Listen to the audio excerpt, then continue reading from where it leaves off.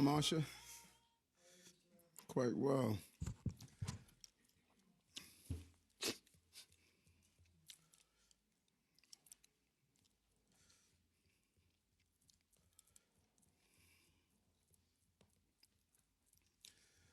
Good morning, good morning.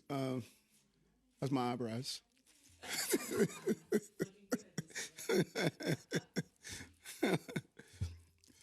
Oh, man. Hope everybody had a great weekend, and it's good to see some of you.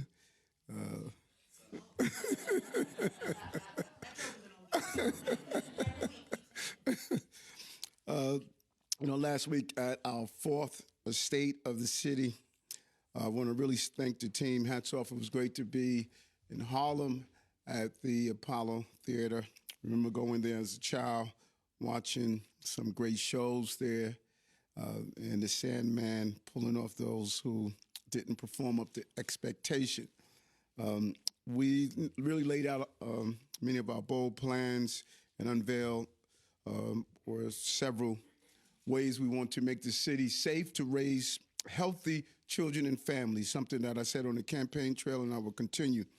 And we previously announced we were increasing our NYPD personnel class from 600 to 1,000 cadets. And last week, we added another 200 to that class, meaning our January police class will have 1,200 brave men and women, double a typical police class. Large classes are leaving. Those classes where reach 20 years, we have to be prepared to make sure we continue those ranks. As I said last week, I agree with former Commissioner Bill Bratton and Commissioner Tisch, who talks about that we have to maintain our proper police balance in a number of offices. So those 200 officers are going to be increasing our subways as well as we continue to drive down crime in our subway system and the perception. Nothing is better than when I hear from subway riders who tell me, Eric, we want to see more uniform officers, and that is the goal. And because of that, we're going to increase those 200 officers in the system. This is on top of the 1,000 officers, additional officers we added last year. No officers, they're going to create the omnipresence of that blue uniform. So to match the numbers of safety, we want them to also feel safe. Roughly 4.6 million people use our subway a day. 4.6 million. And out of those 4.6 million, we have an average of 6 felonies a day. And our goal is to get rid of those 6 felonies, but we also want those 4.6 New Yorkers to know and feel as though they're moving in a system that's safe for them. And the greatest impact on that is, as I said over and over again, is dealing with those with severe mental health illness, giving them the care that they need, because it gives the impression that the system is out of control, and we don't want people to feel that way. And we're going to continue to do our part around homelessness, clearly focus on homelessness in a real way. When you look at how much money we've invested, we're going to do in our $650 million plan to tackle street homelessness by focusing on subways, severe mental health illness, and shelters. This spring, we will give hundreds of families a safe place. When we're talking about just continuing our safety, we're going to give hundreds of New Yorkers a safe place. And what we're really excited about, the new Brigadier General Charles Young Phil, $160 million to expand. Let me go back for a moment.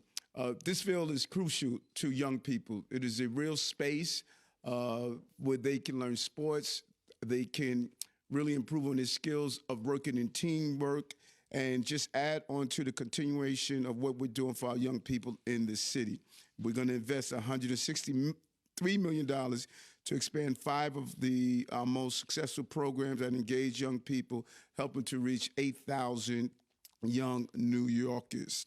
And City of Yes for Families, many people were asking about it. We're excited about this, thanks to Deputy Mayor Maria Torres Springer and her team. It's about using zoning. We had 2 major victories that were knitted together. Number one, when the team under Intergovernmental Affairs Director Tiffany Raspberry and the team went up to Albany, we were able to get huge victories out of Albany to deal with housing, everything from raising FAR to turning some of our office spaces into apartments.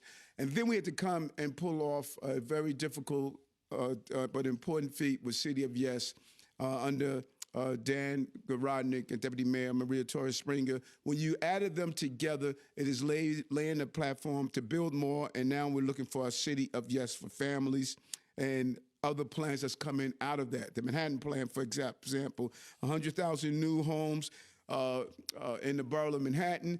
When I sent out that executive order to all of our agencies and said, find places we could build more and what we can build on top of, everything is on the table and on the block. And one of the best examples of that is 100 Gold Street. We're going to produce substantial units of housing because of that piece of property. And so it's a continuation to build more and make sure that we could house New York. Is one of the number one concerns we hear. After safety, affordability, and housing is part of that. Finally, before we take questions, to help us continue to make progress on that vision today, I'm making 2 personnel announcements as part of our City Hall review that would allow us to continue to deliver for working class people. 2 just really dedicated public servants. And, you know, oftentimes I read people when they talk about the great staff that we have here at City Hall.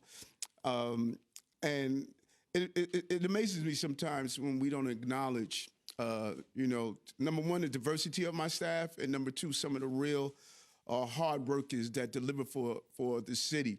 And 2 of them are here. My chief of staff, you know, just the number of hours. I could see Camille at police shootings, at shelters, at Hertz. What she has done for this city and her skills of being able to navigate so much on her plate and stepping up and never saying, I'm not willing to do. This is a 24-hour city, and crises don't wait for your alarm clock. They become your alarm clock. And long before any of us know about it, Camille is either on the scene, navigating the scene, and navigating how to move this city forward. You know, I am just really amazed at how much she keeps on her plate and able to do it successfully. And you know, often don't hear that name, her name comes up because she's in the background, making sure this city function. And, you know, I just cannot thank her enough. And always wanted more to do for the city. And so we are elevating her to the role of Deputy Mayor for Administration, to add to her Chief of Staff portfolio. I have a great deal of confidence. When I hand her the ball, she's going to get it across the finish line, and I don't have to micromanage it. And so I thank her for her service, and you know, congratulations to this elevation. We are going to benefit from it in the city of New York. And the second is the ever-present Director of Intergovernmental Affairs, Tiffany Raspberry, will serve as Deputy Mayor for Intergovernmental Affairs. It may have been lost on many of you last week when I did my State of the City, and we started announcing people. You know who got the biggest applause? Go back and look at it. Tiffany. She got the biggest applause because her skill set is you just not, the sixth sense she has to land these planes. Every year in Albany, we started out in the year saying, you are not going to be able to get anything done in Albany. It will never happen. And I always told you what?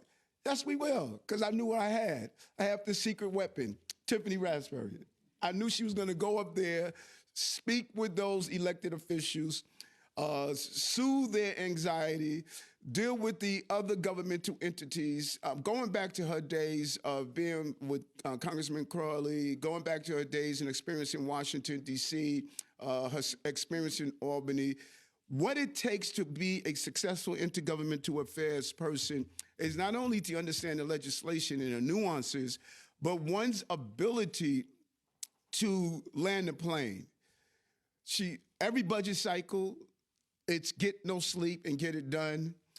Every time we have to go to Albany, every time we have to go to Washington, putting her team together, and she has just really done what was needed. Landing all of these deals, they don't happen automatically, folks. Let me be clear. It does not happen automatically. In fact, it's just the opposite. And so we are elevating her to the deputy mayors for intergovernmental affairs. That role, the commitment, the dedication, her entire team, it needs to be at that level to really get the job done. And I just want to thank both of them. During the most difficult times of being a mayor, you need go-to people, and these are two go-to people at my left and at my right that they have been committed and dedicated to the people of the city. So I want to turn it over to you, Chief of Staff, and then we'll turn it over to you, Deputy Mayor, Intergovernmental Affairs. Thank you. Thank you, Mayor Adams, for your continued trust in my leadership as I take on this expanded portfolio, and congratulations, Tiffany. For the last 2 years as Chief of Staff, I have had the honor of working alongside an incredible team of hardworking city employees who show up every single day to ensure that New York City remains the greatest city in the world. Together, we have managed an unprecedented humanitarian crisis, helping our newest New Yorkers take their next steps towards pursuing the American dream. Thanks to the collective effort of countless agencies, government partners, nonprofits, faith leaders, and everyday New Yorkers, the number of people in the city's care has dropped for 27 straight weeks, and we have reduced costs by nearly $2.8 billion over 3 fiscal years. And by June 2025, we will have closed approximately 20% of our emergency sites. I've also worked alongside our outstanding Office of Engagement, dedicated public servants who work tirelessly to ensure that New Yorkers are aware of any and every city, state, and federal benefit available to help make their lives easier. We know that for working class families, every dollar counts, and our frontline engagement teams have helped New Yorkers put more than $30 billion back in their pockets. Finally, we have seen the real damage that can come from extreme weather and climate change. As the extreme weather coordinator, I have seen our team answer the call for help and respond to crises at all hours under any condition. They have not only responded with precision and professionalism, but most important, with care and compassion. My title is new, but my mission remains the same as it has been since day one and across my entire career: to lead with integrity and excellence, to deliver bold, innovative, and results-driven governance that prioritizes the needs of New Yorkers. When I was appointed Chief of Staff, I shared my personal philosophy that my mother, a nurse from Trinidad and Tobago, who immigrated to the United States with my sister and me, taught us from a very, very young age. Order, structure, and discipline are non-negotiable. As I wake up every day and serve the city that I love, I look forward to continuing to embody this philosophy as I drive operational excellence in this expanded role as Deputy Mayor and help ensure that New York City remains the best city in the world. Thank you. Thank you so much. GM Tiffany Raspberry. Congratulations, Camille. It's an honor to share this occasion with you. Thank you, Mayor Adams, for entrusting me with this elevated role. It is my greatest honor and privilege to continue to serve the people of the city of New York in this capacity. Much like you, I am a proud lifelong New Yorker, Brooklynite to be exact, from a blue-collar family. I grew up in a mixed generational household with my mother, grandmother, sister, and a mix of extended family members. We lived in Cooper Park houses, which, for those of you who don't know, is a NYCHA housing complex located in East Williamsburg, Brooklyn. We did not have a lot and often struggled, but we had guaranteed affordable housing, which meant I never had to worry about where I slept each night. My late mother, Miss Adelaide Raspberry, was a member of DC 37, Local 372. And as a result, we had great health insurance, which was important because I was often sick as a child. My late father, Mr. Calvin Getter, was a proud member of TWU and an MTA employee. Standing here today, I am reminded of the first time I was in this room. My kindergarten classmates and I, along with our parents, were guests of Mayor Ed Koch, who was announcing that all future New York City children would have access to all-day kindergarten. Prior to that time, kindergarten was available, but not guaranteed, and long wait lists existed throughout the system.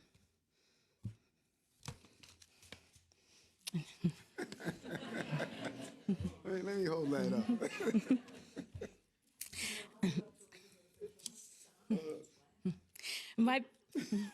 My parents and I were lucky because I had been given a seat at my local school. My mother had recently started a job as a New York City school crossing guard and could go to work each day without worrying about my well-being. You see, Mayor Adams, my life experiences have informed my work and inspire me to continue to serve every day. I say my parents' names because I want to honor their service to New York City and legacy on this occasion. This accomplishment and promotion is as much theirs as it is mine. My story is not unique, but instead reminiscent of the experiences of so many New Yorkers and their families. I am honored that my work over the past 3 years has allowed me to champion so many policy and legislative initiatives that will continue to make a difference in the lives of New Yorkers and families like mine, including the establishment of the NYCHA Preservation Trust, securing the authority to shut down illegal cannabis and smoke shops, extending the Earned Income Tax Credit, securing new tools to build affordable housing, and the reauthorization of mayoral accountability for New York City schools, amongst dozens of other legislative wins, and this administration's renegotiation of union contracts for nearly all of the city's workforce. Growing up, I always understood the important role that government and public servants played in helping to improve the lives of New Yorkers, and I always dreamt that one day, I would have the opportunity to serve at the highest levels of government and make a difference for my community and the city. Mayor Adams, thank you again for giving me this opportunity. This city has given me so much, and I am honored to give back with my service. Thank you. Thank you. Thank you.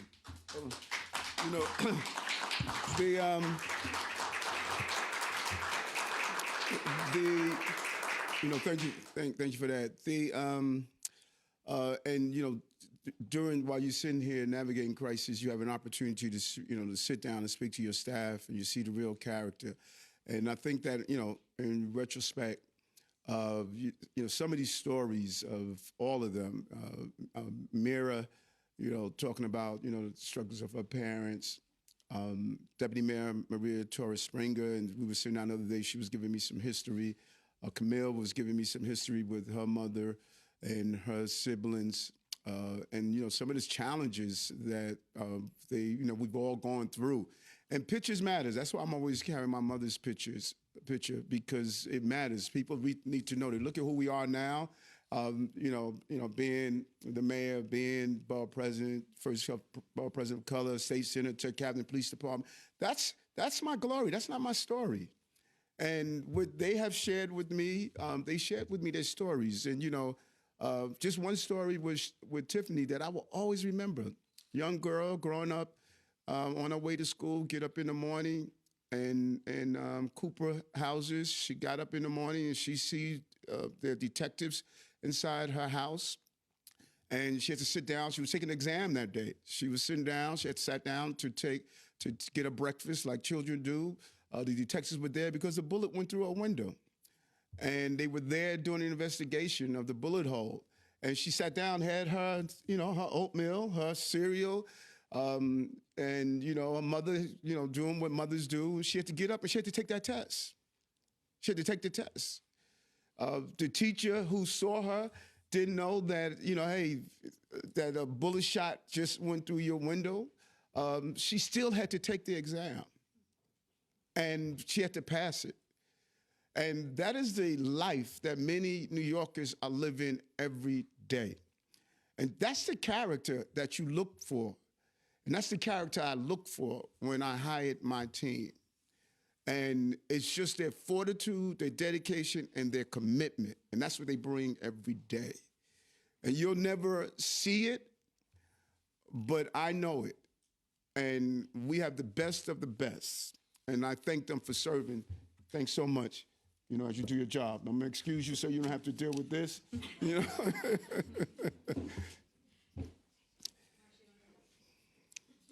What's up, Marsha? How are you? Yes. First one is this.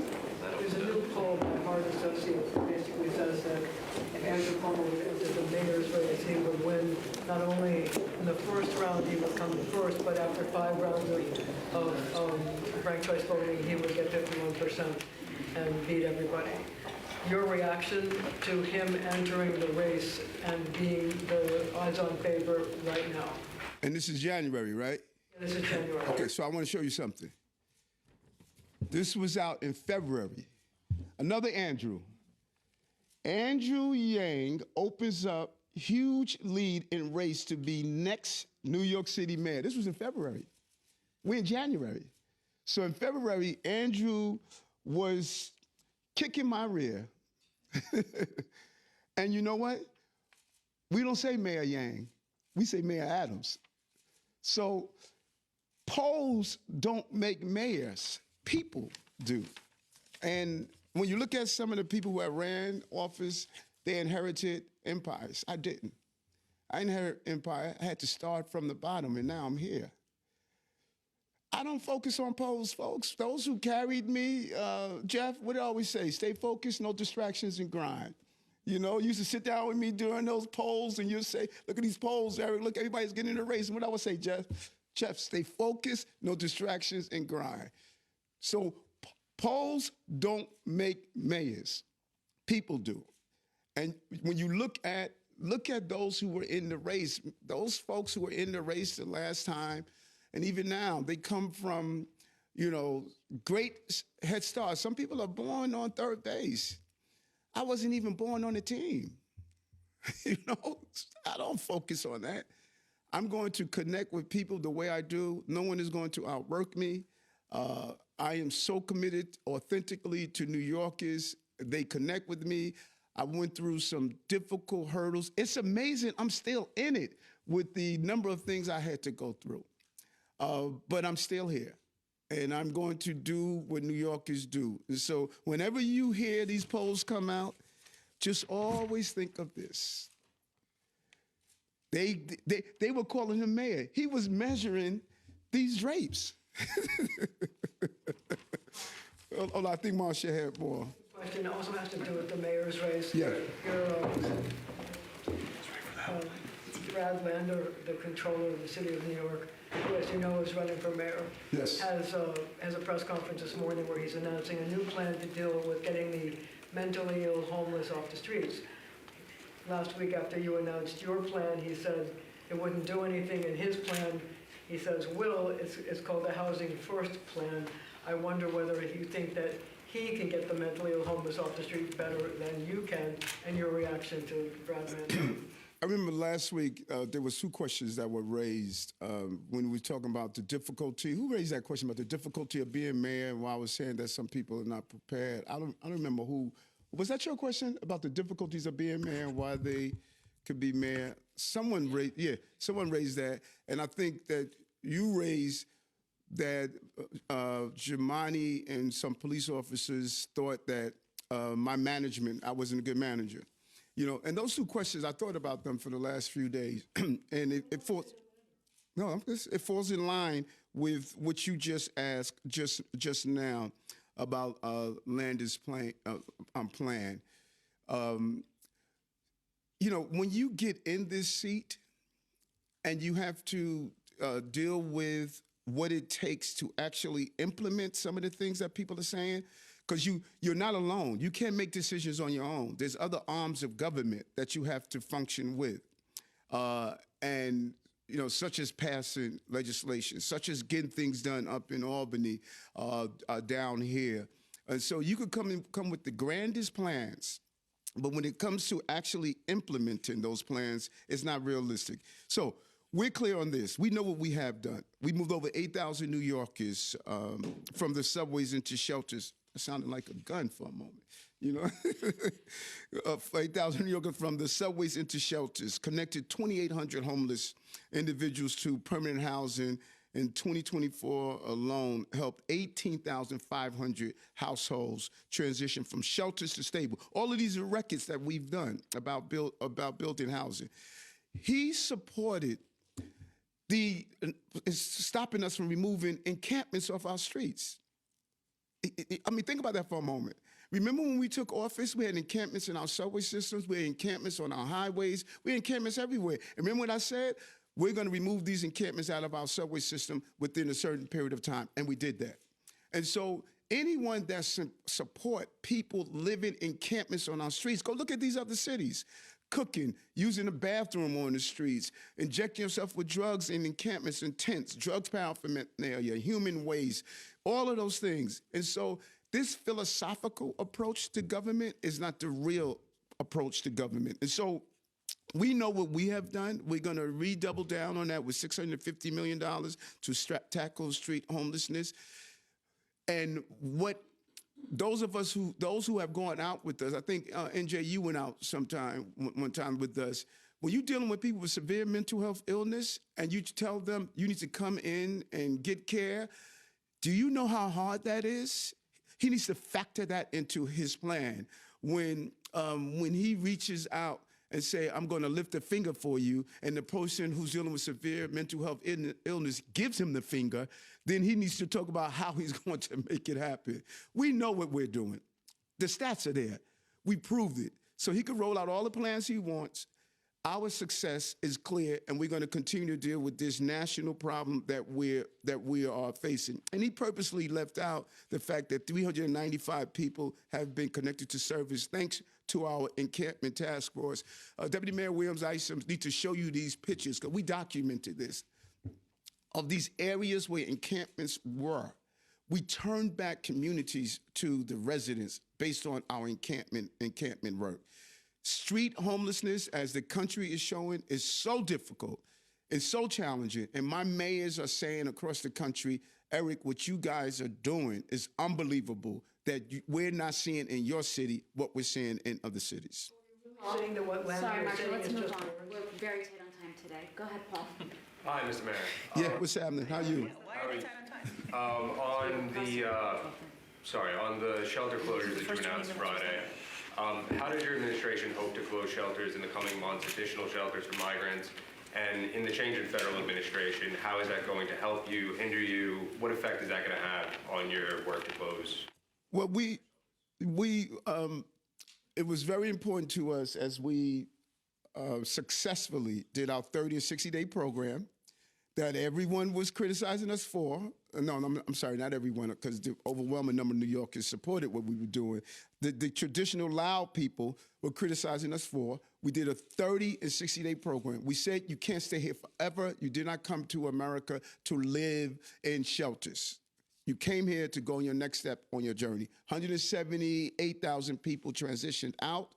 Because of that successful 30, 60-day program and intense care, legal services, pushing for TPS status, pushing for the ability to work, getting policy changed in Washington to do that. Because of that, we saw over 70-something% of people who came here moving on to the next steps of their journey. That allows us to close down the shelters, that allowed us in 1 year, from June 24th to June 25, closed 46 shelters. Yesterday, I was out at Floyd Bennett Field. It's unbelievable that shelter's coming down. We had over 2,000 people there, families. People said that, these children are going to be harmed. All of them were safe because of that. And so now we are shifting to say, where do we need to move people to? So better management, better control, so we can continue to decrease the population of those who we want to transition out. And I think there's the new focus by this administration on ensuring that we secure our border and come up with real immigration policies, I think is going to assist us. We're seeing a decrease already in the number of people who are coming in. More are leaving than those who are coming in, and we're looking to continue to see the decrease. We were able to find $2.8 billion in saving over the fiscal year from what we paid previously dealing with this humanitarian crisis. And we're going to continue to see. We have 27 straight weeks of population declines in our shelters, and we're moving in the right direction. we successfully manage a humanitarian crisis. And that's what history is going to show. And we want to continue to close down shelter locations. And we saw the 13 closures that we're looking to reduce. Those are 10,000 beds that we're going to reduce. We announced 13 closures on Friday, and we're going to continue to close these sites and locations. Mr. Mayor. Juliet. How are you? Good. Good to see you. Just following that, when you go to Albany, how do you plan to convince legislative leaders to get on board with involuntary removal? And that's number one. Number two, when do you plan on having a personal meeting with Donald Trump? Well, it seemed like folks are already on board. The governor's call to look at, this whole severe mental health crisis. I'm just really pleased that because her leadership is going to be needed. When she makes something part of her budget announcement, it becomes a rallying cry. And both in my conversations with both leaders there, Speaker Hasty, Majority Leader Andrew Stewart-Cousins, they know this is a real issue. And so that's a good starting point. Now Albany will do what Albany does, and they will navigate, how to actually get the finished product. So I think that we are seeing how these incidents are impacting our overall success. They're overshadowing our success. When you have individuals who are carrying out these random acts of violence, it impacts the city and state. And it's not only a problem here, it's happening all over the state. And so I think we're in a good place. We're going to Albany with the win. It's in our sail, and it's going to move us to get this land its plane and get it done. So we think we're going to get some good stuff, great stuff done this session. And as far as Yes. Go ahead, Juliet. meeting with the president-elect, do you have a plan? Did you have a commitment there to meet with him personally? New York is the largest city. We're the economic engine for the country. And we're going to reach out with his team to meet with his staffers. There are a series of meetings. First Deputy Mayor Maria Torres Springer went to Washington with the Chief of Staff and another delegation, additional delegation members to go and start engaging. We want to engage early. The goal is, as the president take roots, we're going to reach out to sit down and speak with his team members. We're already engaged with incoming team members. We want to continue to do that, and when time permits, this is his home city. We're going to sit down, reach out, and want to sit down with him and talk about some of our vision for the city. In my conversation with him, he's been clear that he wants to help New York. And New Yorkers, and I'm looking forward to engaging that. So right now, there's no definite plan, but we will announce when it's put in place. Hi, Mr. Mayor. How are you? Good. How are you? I'm good, thank you. I just wanted to circle back on the Heart Research poll, and then I had another question. You say polls don't matter, people do, but polls are made up of potential voters. Mm-hmm. Are you nervous about how Cuomo's polling with the New Yorkers you're relying on to get re-elected? Nope. One more question. No? Not. I've been here before. This is deja vu. Right now, those of you who are sports enthusiasts, right now, this is the season. Campaign is the playoff. That's the playoff. No matter how well you do in the season, when the playoff, your game changes. And, this is what I do. Being out among New Yorkers, talking with them, speaking with them, interacting with them. And what's the most interesting thing? I've been in this business for a little while, not as long as so many others, but I have not met someone that got a call from a pollster. You know what I'm saying? These guys won't even show us their cross tabulations. So and look at the name of the polls. So no matter who is doing the poll, we're in the season now. And this is where the rubber meets the road. And that's why I show you this article. In February, Yang had a double-digit lead on me. my story resonates with New Yorkers. No one handed me an empire. I'm building empires for New Yorkers. And when I move through these communities, I had a meeting last week with an event with members of the Afghan community. They said no one has ever come to see us before. You know, everyday people I'm connecting with. As I walk down the block on Roosevelt Avenue and speak to those everyday large Ecuadorian community, they said, you've been here so many times. So I can't sit back and worry about what the posters say. I got to focus on what the people say. And I just had one more question, sorry. You would talk about affordability, going into the re-election. You proposed eliminating New York City income taxes for more than 400,000 people of the lowest wage earners. But Governor Hochul's so-called cap and invest plan could cause spikes in heat and gas for New Yorkers already struggling. How do you propose to offset these rising costs with the pledge you've made for making the city more affordable? Well, here's my job. My job is to look at what I can do as the mayor to put money back in the pockets of New Yorkers. And I think one of the least reported success of this campaign, of this administration, is our money in your pockets, $30 billion. We are going to eliminate medical debt up to $2 billion, roughly $2 billion for people. Number one cause of bankruptcy. What we're doing with foster care children, paying their college tuition, allowing them to have life coaches until they're 26, high-speed broadband for NYCHA residents. We get ready to expand it out to other low-income communities, increasing the number of people that are able to get reduced fare, Metro cards, the money we're paying for swimming lessons.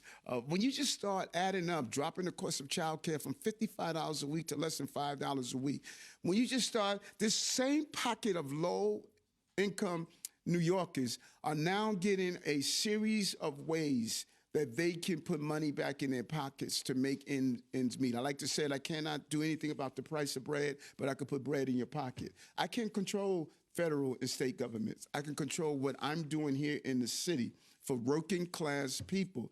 And they're real numbers, real results from the record-breaking affordable housing years to transitioning families from homeless shelters into permanent housing. We're doing those tangible things that could help New Yorkers. And I can't control what happens in, the other parts of the government. We can know what we're doing here. Now, I know the governor is interested in doing some tax elimination. Carl Hasty, the speaker, has said the same thing. We all know we have to do something about this affordability issue. And when you look at what we're doing with Axe to Tax, it's more than just a slogan and a bumper sticker. It's real. A mother who's making $31,000 a year has a child. We're saying no more personal income tax. I mean, it's some cutting-edge stuff that we're doing. You're seeing a practical progressive doing real things and not just symbolic things. Hi, Mayor Adams. What's going on? How are you? I'm great, thanks. Good. So my colleague Greg wrote a story about a deadly e-bike fire last year in Harlem that killed one person. Neighbors had called 311 to complain, but there wasn't much action, even though you told people to call 311. Do you want to improve that system of complaining about e-bikes through 311? I don't know if there's some other training. And then secondly, the NYPD won't reveal how many people are killed in their vehicle pursuits. I don't know why they're not revealing that. Would you make that information open to the public? Well, I would definitely find out from the commissioner why. Is there a reason she's not revealing? I don't know, so I'll find out. I'll call Commissioner Tisch. I know she's doing some changes on vehicle pursuits and how she wants them handled on the ground level. I know she's doing that, but I'll find out exactly why, if there's a particular reason. And 301 should respond. Now, was the call saying that there's a illegal... Two neighbors called and said there are e-bikes being charged here. We think it's bad. We think it's deadly. One was given, they're kind of redirected, and I think they're not prioritized well. Right, so shouldn't happen. No. Yeah, you ask people to call 301, and there's not much action. Definitely. No, it shouldn't happen. We're going to look into that. We're going to use that incident as a case study to find out what happened. We should go out there and do an inspection because we should be more proactive. I don't want to wait until we have a big blaze. So we're going to take, if you could tell us the 311 number so that we can track it back, and I could have Commissioner Tucker find out what happened there, because that's not acceptable. If somebody gives us information that batteries are being illegally charged, we should get there. We should get there that day. Even if FDNY can't get there right away, PD should get there. Someone should get there, do an examination, because that could prevent the fire. Yeah. Hello, Mr. Mayor. How are you? Mr. Mayor, I would like to ask if you plan on attending or are you going to attend the session for the Pulaski Parade, the Grand Marshal this Thursday? And the second question, is it true that the LA mayor refused help from FDNY and is going to, FDNY, are you planning on sending FDNY there? Can you talk about that? Yeah. Thank you for that. That's why it's good to have diversity in the media, because you make sure Polish community stay on target. I'm not sure where those stories came from that the LA mayor refused to receive support and help from us. That did not come from us. There's a process when a municipality is requesting assistance. It goes through FEMA on the federal and on the state level. There's an entire process that's in place. What they ask for, it was certification for forest fires, something like that. We don't have those certifications. We have a little team for brush fires, but we're not normally known for having large fires like they're seeing. Now, what we did, I spoke to Zach Iskel, who really coordinates and manages this, our commissioner over at OEM, and I communicated with them over the weekend and stated that although we can't give them what their broadcast through FEMA ask for, see if they're willing to take what we do have, such as managements, to give a break and relief to those who are managing the fires. Our heart goes out to Los Angeles. This is so devastating what we're seeing unfolding there. And our goal is to see, here's what we can offer, and if you could use it, that we could help you in any way, we're willing to do it. But they did not turn down anything from us. I don't know where those stories came from. That didn't happen. Thank you. And are you going to come on Thursday? To, where's it going to be? Consulate General. Okay, you got to find out from Gladys. They control my life. I just wake up in the morning and I go on automatic pilot. Good, how are you? You've stated previously that you support rolling back discovery reforms. Do you have I'm sorry, which reforms? discovery reforms? Do you have any concern that scaling those back would undo progress made by those reforms? And then my second question, are both Tiffany and Camille getting raises for their new roles, and if so, how much? Yeah, go back to the first one. You said, do I support scaling them? In the past, Yes. stated that you do support rolling back discovery reforms. Yes. Mm-hmm. Do you have any concern that undoing some of those reforms would threaten any progress made by them? No, I don't. The DAs, all of them are united. Many of these cases are dropped because of the reforms.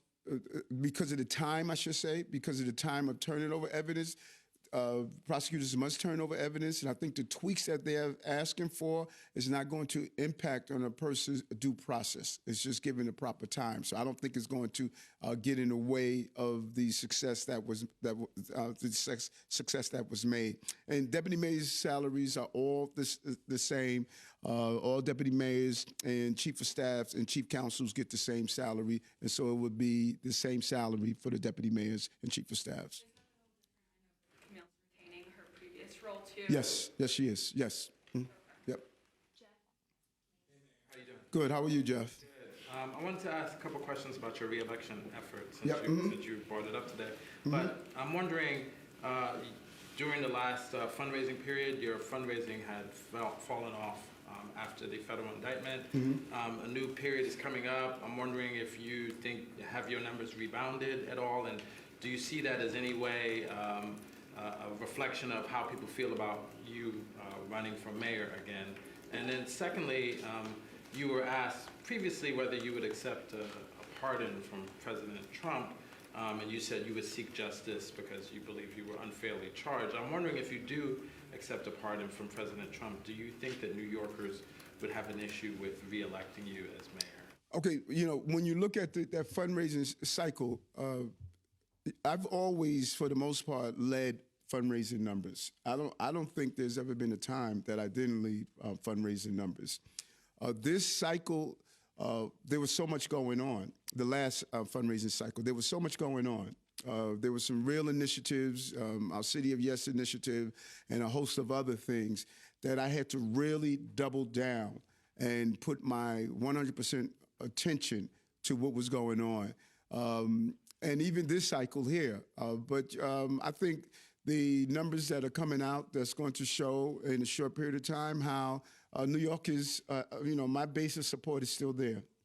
And I don't know the exact numbers that we have, but they'll be reported in, I think, the next couple of days. I think the 15th they come out. They come out in the next couple of days. And so, again, in a short period of time, New York is, people call me and say, Eric, we haven't heard anything from your fundraising. How do we help? How do we stay on board? My core is still there, still very much diverse, and still very much supported. And we're looking forward to that support. Your second one was about, and I'm not going to speculate on that. Well, listen, I did nothing wrong. I should not have been charged. My attorney is going to seek justice wherever possible.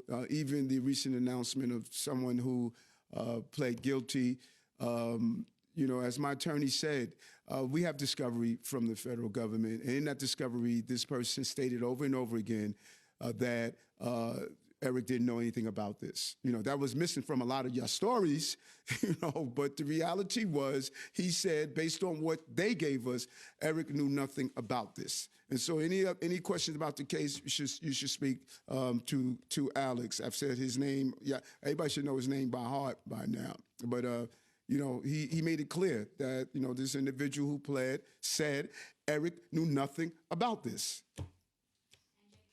And Jay.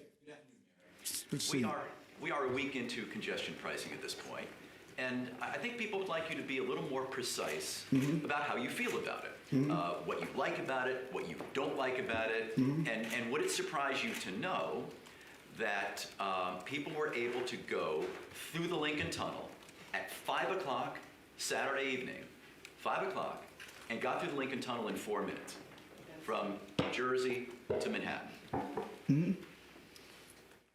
Right. I think in order to be precise, we need precise numbers. They're doing an analysis. We're going to look forward on the analysis. And I just didn't want to, people saw how I was just allowing the process to play out. I just did not want to throw more hysteria into this whole thing. This is a major change. It's a major shift from New Yorkers. It's the same shift we had the first time we said we were going to toll bridges. It was an uproar. People was like, tolling bridges, what are you talking about? And so I want the data to come forward. I want us to analyze the data, see what we need to tweak, what do we need to do better. Are there changes that we can make? And I just wanted to give it a fair opportunity to do so. It's the law of the land right now. And the worst thing I can do is throw more hysteria into this law of the land, particularly I don't have any control over it. So it does, and that's why I said over and over again, I was hoping that the city council and the mayor's office would be the bodies that would determine how our streets are managed. But the reality, it isn't. We're a creature of Albany. Albany made a decision. The MTA made a decision. I must make sure that whatever laws are passed by Albany are carried out. And that's what the police department is doing. That's what DOT will continue to do. We're going to do our role in it and let the analysis take roots. And there are enough things, anytime you charge people more money, it's not favorable and people are unhappy. I got enough things that people are not happy about. What am I going to just join in and all of a sudden say, be unhappy for me that I don't have no control over? Like, people were unhappy about the migrants and asylum seekers because they thought it was me. They said, Eric, you're doing this. So I don't need to take more criticism.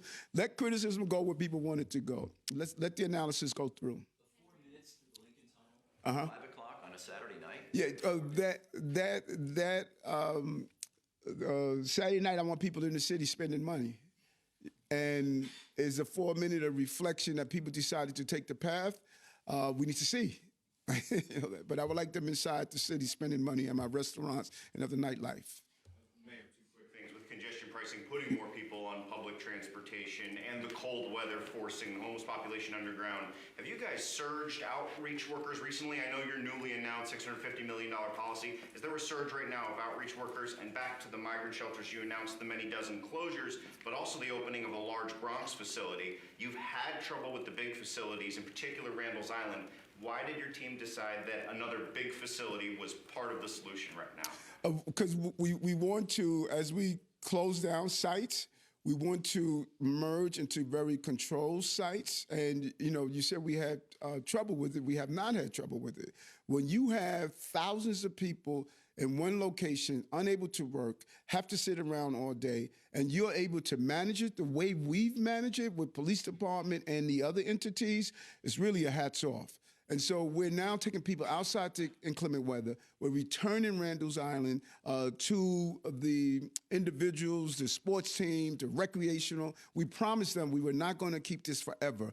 And now we're closing down the Floyd Bennett Fields, the Randall's Islands, the Hall Street location. We're now returning communities, and I got to take my hat off to those communities who were patient and tolerant. We're returning some sense of stability back to those communities. And so what we're doing in the Bronx site, large site, but it's very controlled, it's indoors, it's not outdoors. Randall's Islands, you saw some tents popping up. You saw all sorts of things going on. And we want to move away from that. And we're going to continue to decrease the population based on our policies that we put in place. Will it still be like metal detectors and periodic sweeps like we saw at Randall's Island, or you're not hoping it has to go in that direction? But we're going to analyze and make sure public safety is always at the forefront. I think we did 2 sweeps at Randall's Island, which is a small number for as long as it has been open. And yes, if we need metal detectors, we're going to put them there. We're going to do whatever needs to be done to keep those who inside safe and those who are outside on the perimeter safe. That's the key here. Hi, Mr. Mayor. What's happening? How are you? I'm good, thank you. Good. How are you? Great. I just want to clarify something. You had said Maria Torres-Springer, Deputy Mayor, was traveling to D.C. Was that recently, and who was she meeting with? And then when was the last time your staff spoke with anyone part of the incoming administration with President-elect Donald Trump's team? And was the last time you had conversation with one of them, was that when Tom Homan was here? And then I'll be in D.C. in a week. Will I be seeing you there? She went, I think 3 weeks ago, Deputy Mayor Maria Torres-Springer went down with a team to speak with members on both sides of the aisle to talk about the incoming administration and some of the ideas that we have. We're in communication. We believe to communicate with people, and we have been in constant communications with members of the incoming administration. We have been in continuous communications to talk about some big ticket items, things that are important to us, from our infrastructure to grants, to continuing some of the success we've had in the billions of dollars we were able to get from the federal government due to what Deputy Mayor Joshi put in place. So we've been in constant communication with them around a host of different issues. Be at the inauguration next week? Team is still trying to figure out if they're going to let me go, But either way, I think I'm in D.C. I may be going to D.C. for the Black Mayor's event. If I'm going to be there for the whole weekend, there's going to be a lot of things happening over the next few days, over the weekend. And so we're still trying to figure it out. Like I said, I have a full calendar for Dr. King's birthday. There's some events that I want to attend, and we'll know, by then if we're going to make it D.C. But there's going to, people are going to celebrate, their victory, and just enjoy the moment. Those who worked hard, that's just the way it is during this time of the year. Sure. Albany-wise, Yes. are you planning to attend the State of the State tomorrow? What are you really hoping? Is there one thing you're really hoping to hear from the governor? And then do you also have meetings scheduled with legislative leaders, and what are you hoping to hear from them? It's interesting. For 3 years, I'm surprised it took the day before. Normally, Kayla, we're inundated with what you guys are gonna get from Albany. So I think they finally realized we land the planes. But normally you guys like 2 weeks leading up. It's like, I mean, saw those articles, Eric's plummeted in Albany. Eric got a beat down in Albany. But this is like the day before. I was really surprised that I didn't hear this for 2 weeks, Right. So, okay, all right, okay. So we have a couple of items, as was just mentioned. The involuntary removal is crucial for us. The tax for the working class is another important issue. I'm hoping to hear some type of tax relief from the governor. I'm hoping to hear some form of involuntary removal is important. I'm hoping to hear something about discovery is important. And so our list is not a crazy list this year. They've been so, Andrew Stewart-Cousin, the majority leader, and Speaker Hasty, and the governor, they've been so good to our city. So we're not coming up there with a huge list this year of just some important things that we think needs to be done to continue the success that we have shown in the city. And they have acknowledged that we've managed the city through crises. We have an excellent ability to manage our city through crises. Other people, if they had this weight on their shoulders that we are dealing with, may not have been able to manage it. But they're looking at it and they're saying, listen, you got to give them credit. This team knows how to manage during crises. And I think it comes from my law enforcement days of managing crises as a desk officer or as a executive officer. Managing crises is what we know how to do. And we got a good team and we're doing it. Is bail is rolling back bail reforms on the list or no? I've said it before over and over again. People always use bail as this magic terminology. It's recidivism is the issue for me, not bail. I think that they did a good job. They heard us. Speaker Hasty and the majority leaders heard us when we talked about it. They made those adjustments. I'm focused on now just recidivism. If we can get these bad guys that are committing the same crimes over and over again, including some of the property crimes like theft of service, et cetera, it's recidivism. It's not bail. People think that the term bail, I don't have an issue with what they've done. We need to deal with recidivism and discovery. Last question, Kelly. Hi, Mr. Mayor. What's going on, Kelly? I'm good. I have 2 questions for you. Last week, the Independent Budget Office, while you take that, Sam, released a report that revealed your administration was over-forecasting migrant spending despite major reductions in arrivals and other expenditures. They claim even the most recent November plan was completely over budget. I wanted to get your response to that.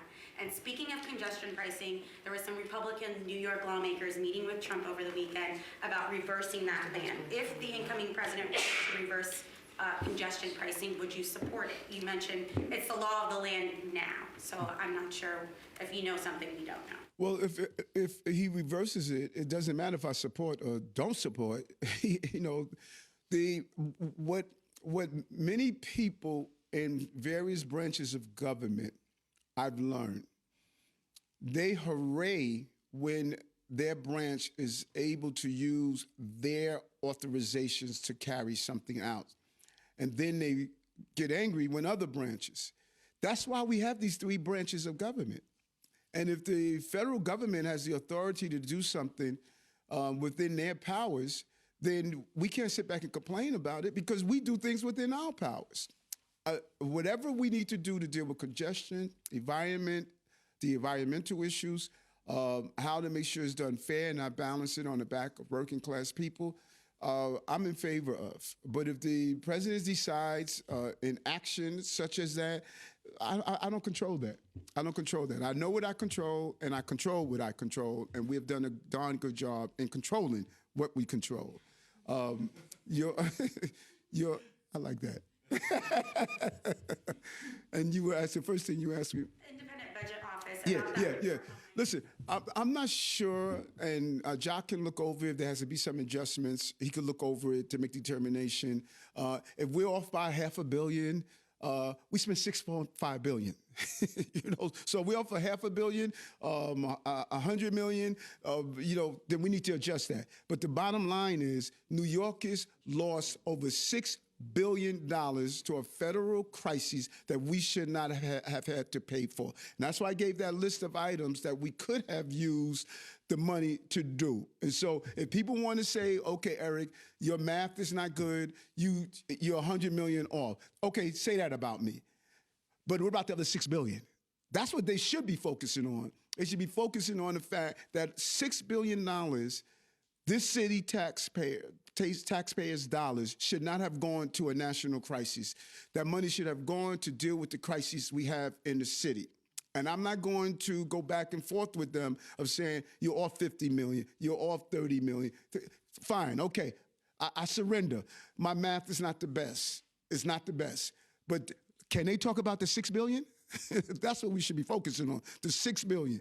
$6 billion of taxpayers' money went to pay for crises that we should not have had to pay for, as well as the other issues that came with 220,000 people coming to the city, not able to work, not able to take care of themselves. That's the real issue. And so if they want to say that we're off by a couple of numbers, we need to adjust it, we'll adjust it. But that's what I want to focus on, the 6 billion. Okay, well, Jack will look at it and make the determination. Okay.